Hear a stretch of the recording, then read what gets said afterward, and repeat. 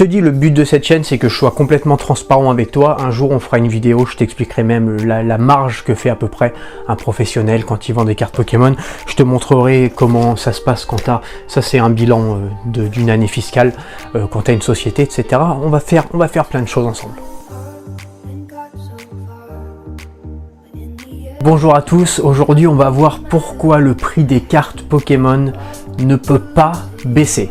En introduction, je pense que tu as remarqué que ces derniers temps, entre l'explosion du prix des cartes et plus le combo avec PayPal qui a modifié ses conditions d'utilisation, ils sont devenus beaucoup plus serrés, ils ont suspendu énormément de comptes.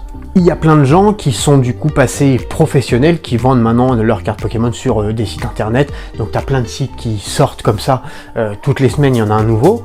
Et la loi du marché elle est simple, plus il y a d'acheteurs qui représentent la demande, plus le prix monte. Et plus il y a de vendeurs qui représentent l'offre, plus le prix baisse. Donc, le prix des cartes doit baisser.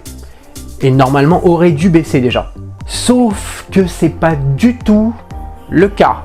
Pourquoi est-ce que les prix ne baissent pas? La raison, c'est pas plus compliqué que ça.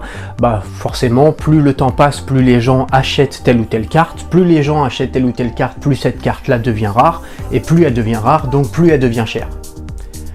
Pas du tout. Mais alors, pas du tout. La raison est pas là et je vais essayer modestement de te donner mon avis sur la question. La première chose, c'est de penser que quelque chose est rare, c'est quelque chose qui est forcément cher, c'est faux. Démonstration très rapide, je t'ai préparé une carte ici, c'est une commune très récente, Hippodocus, Hippodon en anglais, et Kabaludon en japonais.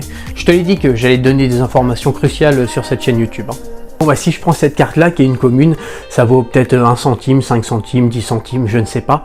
Si je prends cette carte là et que je la signe, elle devient unique, ça veut dire que dans le monde entier il n'y en a qu'une, et pourtant je vais pas pouvoir en tirer un bon prix.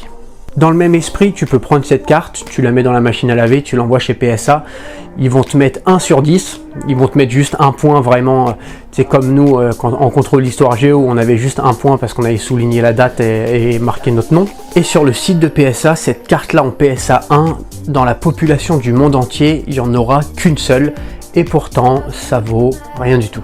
La deuxième chose qui est fausse dans le raisonnement de départ, c'est de dire que quand une carte elle est achetée, elle devient plus rare. Bah bien sûr que si quelqu'un achète 10 exemplaires de la même carte, il y a bien 10 exemplaires en moins de disponibles dans le monde pour les autres. Sauf que s'il y a 10 exemplaires qui ont été achetés, il y a aussi 10 exemplaires qui ont été vendus.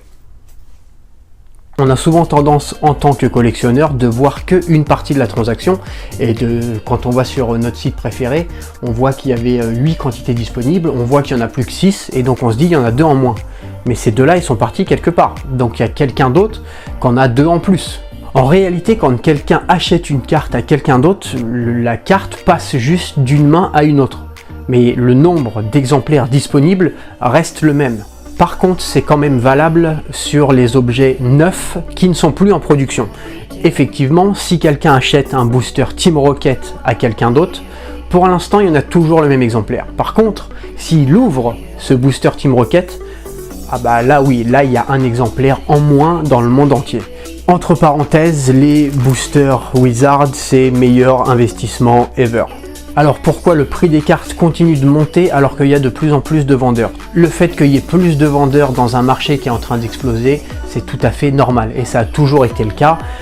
Je ne sais pas quel âge t'as, mais il y a quelques dizaines d'années, le marché de l'immobilier par exemple a explosé et on a vu fleurir comme des champignons de partout des agences immobilières en quelques mois, c'est tout à fait normal. Et puis le jour où le marché de l'immobilier redevient stable, reprend une allure à peu près normale, bah, il y a énormément de ces nouveaux professionnels qui disparaissent, mais le prix des appartements ne change pas.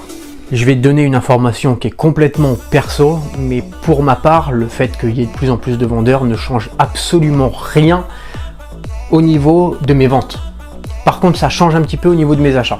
Je te dis, le but de cette chaîne, c'est que je sois complètement transparent avec toi. Un jour, on fera une vidéo, je t'expliquerai même la marge que fait à peu près un professionnel quand il vend des cartes Pokémon. Je te montrerai comment ça se passe quand tu as, ça c'est un bilan d'une année fiscale, quand tu as une société, etc. On va faire plein de choses ensemble. Bon allez, on arrête de tourner autour du pot. La vérité, c'est qu'il n'y a pas plus de vendeurs, il y a plus d'acheteurs. quand je fais des posts, je fais souvent des posts, tu sais, sur les groupes Facebook, enfin souvent, de temps en temps, pour expliquer quand j'ai telle ou telle réception. Donc je pense que la majorité des gens, enfin le peu de gens qui me connaissent, parce que je suis pas non plus, mais qui me connaissent sur les groupes Facebook, pensent que je suis un vendeur.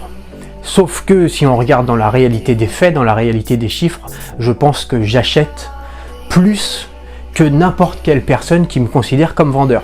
Le seul réel vendeur de cartes, c'est Pokémon. C'est la dure réalité du marché des cartes Pokémon. Les acheteurs représentent la demande et les vendeurs aussi. Et donc dans ces conditions, tu comprends bien que espérer qu'il y ait des prix qui baissent ou ne serait-ce qu'il y ait des prix qui stagnent, bonne chance. Il y a quand même une deuxième raison pour expliquer que le prix des cartes monte tout le temps, et celle-ci est plus liée aux collectionneurs eux-mêmes. Et c'est un biais cognitif qui en est responsable. Alors vraiment 2 secondes, un biais cognitif, c'est juste un raccourci qui fait ton cerveau. Je peux pas en parler plus longtemps parce que sinon la vidéo va être très longue. Mais grosso modo, pour faire simple, en tant qu'être humain, lorsque tu possèdes quelque chose, tu as plutôt tendance à surévaluer son prix. Je te donne un exemple très rapide, essaye de te mettre en situation. Imaginons que je vends un booster Team Rocket à 250 €, il est sur mon site à 250 €. Toi tu veux pas l'acheter, mais un jour tombe une promotion et je le vends à 150 €. Allez. Et donc là tu te dis, bon c'est cool, hop, tu vas sur Japan TCG et puis tu achètes ton booster à 150 €, tu le reçois, tu es très content. Une semaine après, il y a un ami collectionneur qui vient chez toi, qui voit ce booster et qui te dit: je le cherche depuis longtemps, ce booster Team Rocket japonais, écoute, allez, je te donne 250 € et puis il est à moi.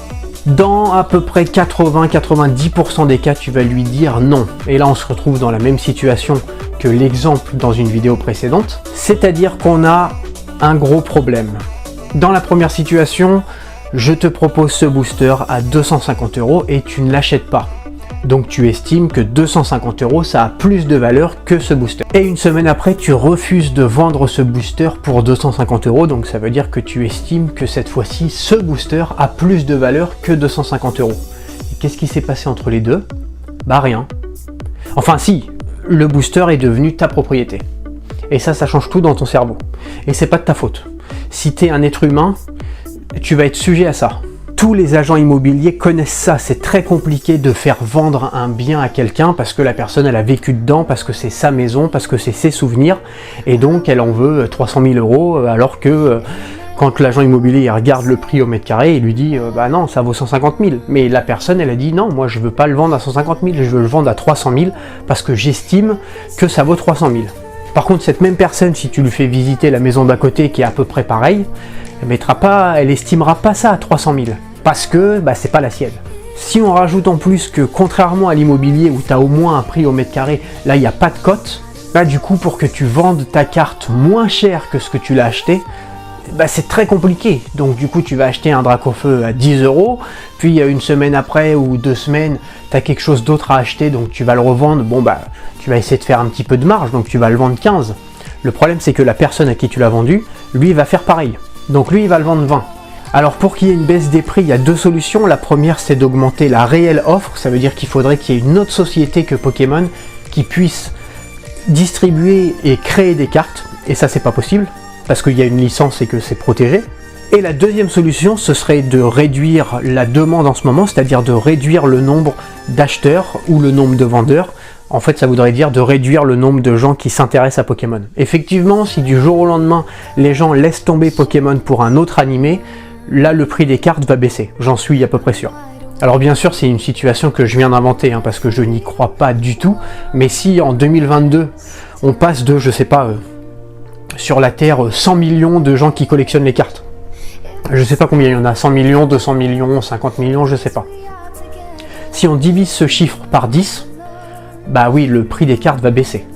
Maintenant, il faut se poser la question, est-ce que réellement c'est intéressant pour tout le monde si ça se passe comme ça? Parce qu'au-delà du fait que le prix des cartes baisse, s'il n'y a plus vraiment de collectionneurs, il n'y a plus vraiment d'intérêt à quoi que ce soit. Voilà, la vidéo est sûrement un peu plus longue que prévu, je me suis un peu lâché, on est dimanche, bon voilà, je me fais plaisir, et puis j'espère que ça t'aura quand même plu. N'hésite pas à m'écrire, mettre un commentaire si tu as encore une fois une remarque, une suggestion ou un avis. J'aime bien moi, surtout si tu as un avis un peu différent du mien sur un truc et tout. Il n'y a pas de souci, j'essaye de passer de temps en temps et regarder les commentaires.